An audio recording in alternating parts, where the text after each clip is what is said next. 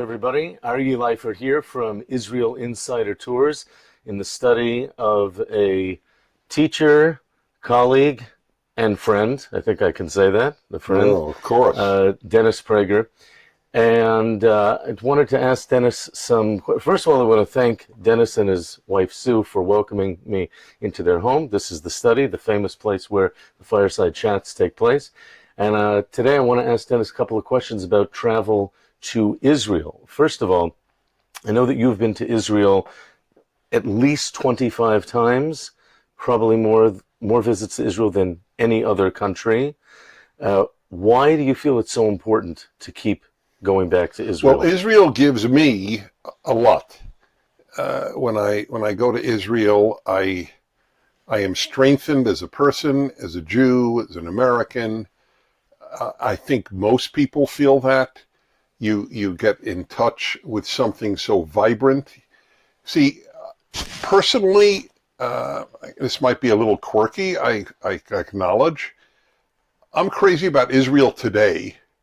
As much as the ancient stuff might mean something, for me, the Israeli spirit is very inspiring. So,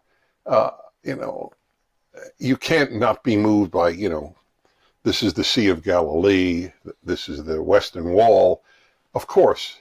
But to be honest, it's really Israel today that really moves me. It's something that I tell many of our tourists. You don't leave Israel the same person that you were when you arrived. Well, I can speak to that more than almost anyone because I bring 500 people at a time. That's right. The great majority of whom are not Jewish. And that's the almost universal response. I'm not the same as when I came. And hopefully a better person. Well, yes, right. Nobody has said they deteriorated right. as a result. What about the people who would say, I'm not religious. I'm Jewish ethnically. I'm Christian by religion, but I'm not religious. I don't do all the laws. Why should I visit Israel? It's so religious-y. Well, most of Israel is secular. I mean, most Israelis are secular. Most of Israel is secular. You might as well ask, why do secular Israelis stay in Israel? If you're going to be uncomfortable, they should be uncomfortable, but they're not uncomfortable. That's the beauty of it. It doesn't matter. I mean, when we speak a lot of, tensions between secular and religious in Israel, the fact of the matter is it is incredibly common to see a guy wearing a kippah at lunch with a guy who doesn't have a kippah on. It's like, and for most Israelis, it's a non-issue.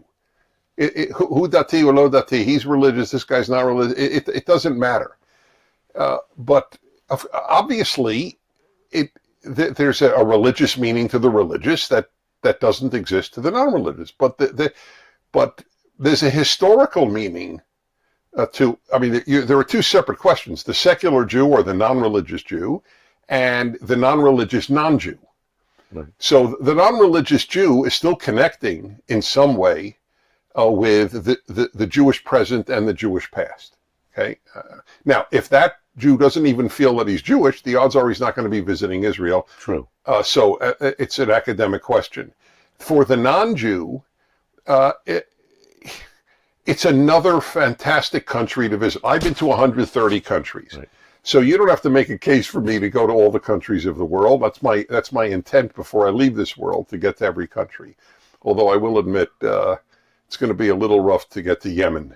But but nevertheless, the foundation of the Western world is what they call Athens, Rome, and Jerusalem. Right. You should get to all three. Okay, fair enough. I know you've dealt with this question a number of times on your radio show. I'd love to visit Israel, and I will when it's safe. So when it's safe. The when it's safe response, I've been on radio almost 40 years. So I remember almost 40 years ago, I would speak periodically. I'm do a Jewish show, as it were, in America. I'm a Jew who does a regular show in America. And so I would talk about, on occasion, I've just been to Israel. I think you should go. It's an incredible place. And then people would call up, oh, Dennis, I would really love to go, but I'm waiting until it's safe. So I actually came up with a great phrase. When it's safe means never. Great. And on specific terms, first of all, it's extremely safe.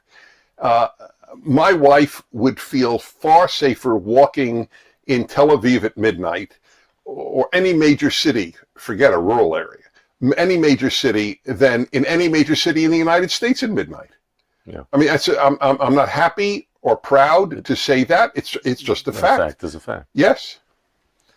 And one final question. Some people may think, I want to do research beforehand. I'll prepare all the sites for my family. We'll go as a family, but we don't want to hire a tour guide. We don't want to hire a tour company. We'll do it on our own. You would say to them? I would say to them that sort of like saying, you know, there's no reason I'm into classical music. Why would I go and hear Beethoven's Third Piano Concerto? I can play it at home. Okay, I'm convinced. So for those of you looking for a wonderful trip to Israel, please check out Israel Insider Tours. You can find us at www. You're the pro. I mean, that's what I meant by the analogy to Beethoven's Piano Concerto. That's a great pianist, and I'm going to hear him live. You are a great guide. I rather have you privately or with a group, depending on how I wanted to go, than not have you. By the way, just for the record, in many of the 130 countries outside of Israel, I've taken tour guides. They know the place. Yeah. I don't understand. I love being self-sufficient, but I'll do it on my own.